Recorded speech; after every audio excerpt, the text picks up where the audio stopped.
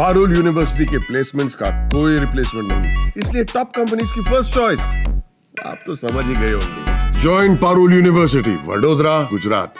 Tariff वाले मामले पर चीन और अमेरिका के बीच तनातनी का माहौल है, मगर अब चीन ने अमेरिका पर एक ऐसा आरोप लगा दिया है जिसकी वजह से दुनिया भर में खलबली मच गई है। दरअसल हुआ यूं कि चीन ने एडवांस साइबर अटैक करने का आरोप लगाया है। दावा है कि अमेरिका की राष्ट्रीय सुरक्षा एजेंसी NSA आवश्यक उद्योगों को निशाना बनाकर एडवांस तरीके के साइबर अटैक कर रही है। चीन का कहना है कि साइबर अटैक में 3 NSA अधिकारी शामिल हो सकते हैं। चीन की सरकारी समाचार एजेंसी शिन्हुआ की मंगलवार की रिपोर्ट को अगर सही माने तो चीन की पुलिस ने एक जांच की और जांच के बाद 3 कथित NSA एजेंटों को वांछित लिस्ट में शामिल किया गया। साथ ही कैलिफोर्निया विश्वविद्यालय और वर्जीनिया टेक पर भी हमलों में शामिल होने का आरोप है।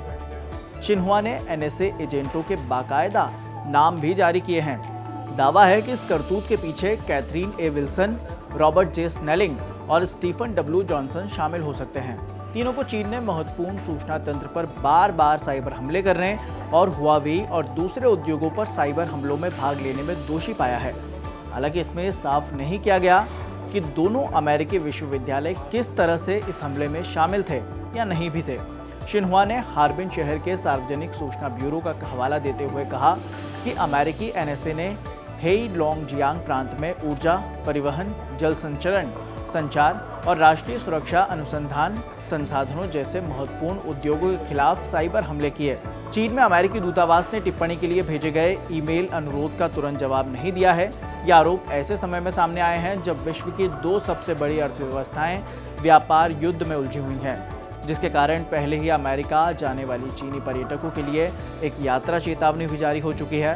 साथ ही चीन में अमेरिकी फिल्मों के आयात पर भी रोक लगा दी गई है। उधर ट्रंप के टैरिफ के जवाब में चीन ने 125% शुल्क अमेरिकी सामान पर लगा दिया है। इस बीच मंगलवार को व्हाइट हाउस की प्रेस सचिव कैरोलिन लेविट ने चीन से जुड़े सवालों के जवाब भी दिए। टैरिफ विवाद के बाद टिकटॉक सौदे पर भी ग्रहण लगते अब नजर आ रहे हैं। खबर क्या है वो भी समझिए।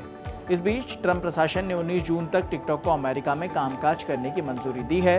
जब व्हाइट हाउस की प्रेस सचिव से पूछा गया कि अगर चीन बातचीत को तैयार नहीं होता है तो इस पर लेविट ने कहा कि 2 महीने का समय काफ़ी है, मैं आगे नहीं बढ़ाना चाहती। उपराष्ट्रपति इन वार्ताओं और बातचीत का नेतृत्व कर रहे हैं। राष्ट्रपति भी इसमें शामिल हैं।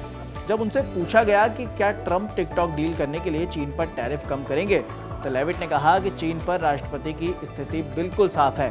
उन्होंने डोनाल्ड ट्रंप के एक बयान को साझा किया और कहा कि ओवल ऑफिस में ट्रंप ने ये बात मुझसे कही थी कि गेंद चीन के पाले में है। चीन को हमारे साथ समझौता करने की ज़रूरत है, हमें उनके साथ समझौता करने की ज़रूरत नहीं है।